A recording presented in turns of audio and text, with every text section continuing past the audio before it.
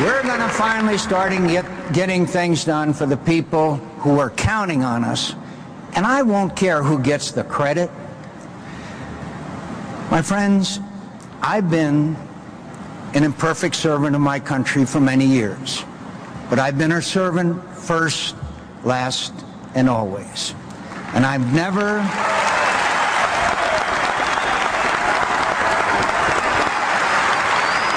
lived a day, in good times or bad, that I didn't thank God for the privilege.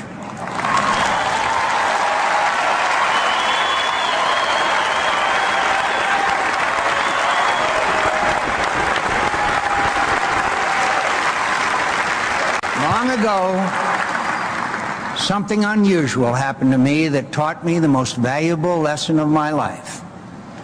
I was blessed by misfortune. I mean that sincerely. I was blessed because I served in the company of heroes, and I witnessed 1,000 acts of courage and compassion and love. On an October morning in the Gulf of Tonkin, I prepared for my 23rd mission over North Vietnam.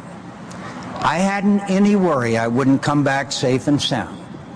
I thought I was tougher than anyone. I was pretty independent then, too. I like to bend a few rules and pick a few fights for the fun of it. But I did it for my own pleasure, my own pride. I didn't think there was a cause that was more important than me. Then I found myself falling toward the middle of a small lake in the city of Hanoi with 2 broken arms, a broken leg, and an angry crowd waiting to greet me. I was dumped in a dark cell and left to die. I didn't feel so tough anymore. When they discovered my father was an admiral, they took me to a hospital.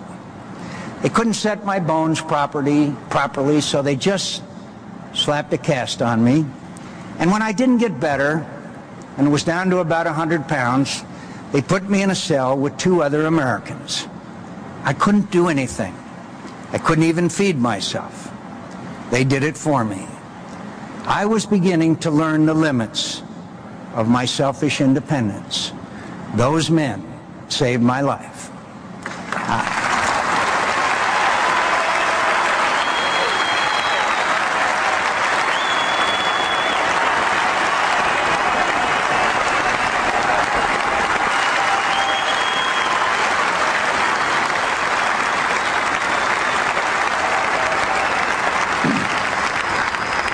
I was in solitary confinement when my captors offered to release me.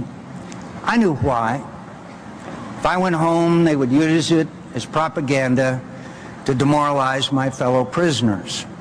Our code said we could only go home in the order of our capture, and there were men who had been shot down long before me. I thought about it, though. I wasn't in great shape, and I missed everything about America. But I turned it down. A lot of prisoners had it much worse.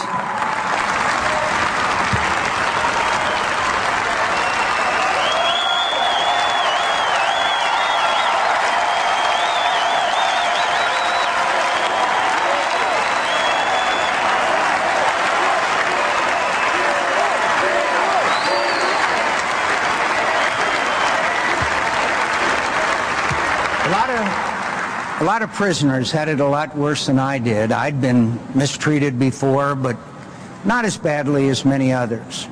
I always liked to strut a little after I'd been roughed up to show the other guys I was tough enough to take it. But after I turned down their offer, they worked me over harder than they ever had before, for a long time, and they broke me. When they brought me back to my cell, I was hurt and ashamed, and I didn't know how I could face my fellow prisoners. The good man in the cell next door to me, my friend Bob Craner, saved me. Through taps on a wall, he told me I had fought as hard as I could. No man can always stand alone. And then he told me to get back up and fight again for my country and for the men I had the honor to serve with, because every day they fought for me.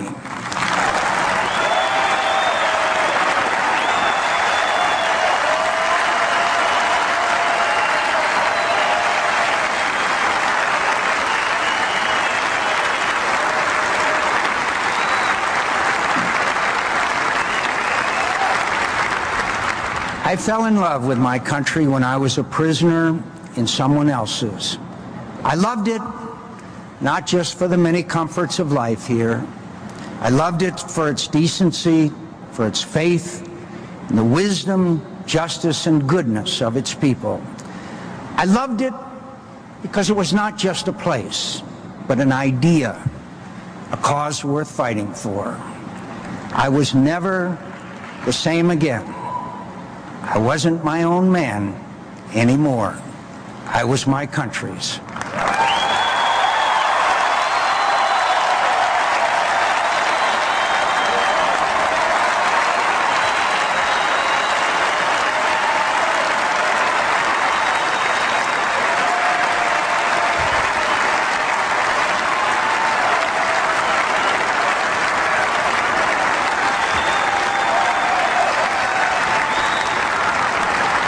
I'm not running for president because I think I'm blessed with such personal greatness that history has anointed me to save our country in its hour of need.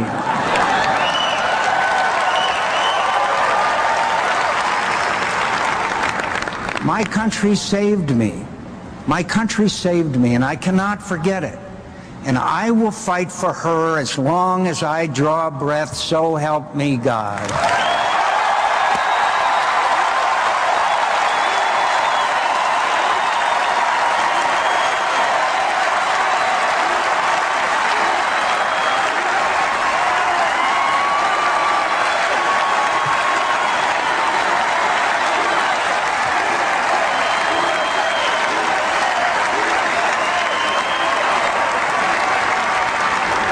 Friends, if you find faults with our country, make it a better one.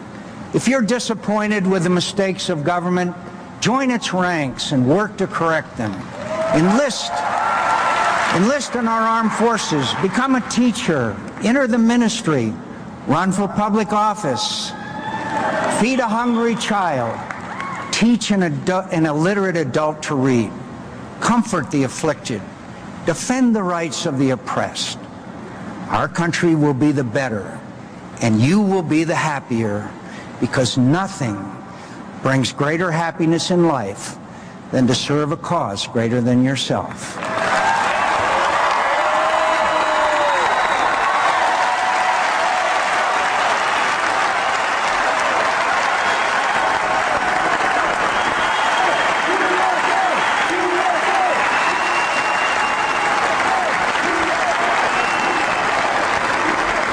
I'm going to fight for my cause every day as your president. I'm going to fight to make sure every American has every reason to thank God as I thank him, that I'm an American, a proud citizen of the greatest country on earth. And with hard work, strong faith, and a little courage, great things are always within our reach. Fight with me. Fight with me. Fight for what's right for our country. Fight for the ideals and character of a free people. Fight for our children's future. Fight for justice and opportunity for all. Stand up to defend our country from its enemies. Stand up for each other. A beautiful, blessed, bountiful America. Stand up. Stand up. Stand up and fight. Nothing is inevitable here. We're Americans, and we never give up. We never quit. We never hide from history. We make history.